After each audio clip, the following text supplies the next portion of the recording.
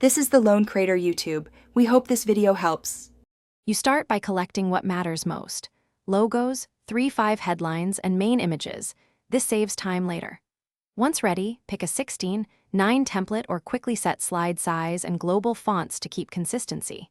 Then, make a master slide and 3 reusable content layouts so each new slide is a copy and fill task. By doing these first steps, you reduce formatting decisions later, and you can produce slides fast while keeping a professional, uniform look. Now you build slides quickly by duplicating master layouts and swapping content. This avoids manual alignment and keeps visual rhythm. Make each slide one clear idea, either 6 bullets or a headline plus 3 supporting points. That reduces cognitive load for viewers. Use consistent icons and only 2 accent colors, with 1 display font for headings and a simple body font. This creates hierarchy and speed. Once done, scan slides for spacing and adjust only where finish by doing 3 quick passes: content accuracy, visual consistency, then presenter notes and timings. Export to PDF or keep PPTX.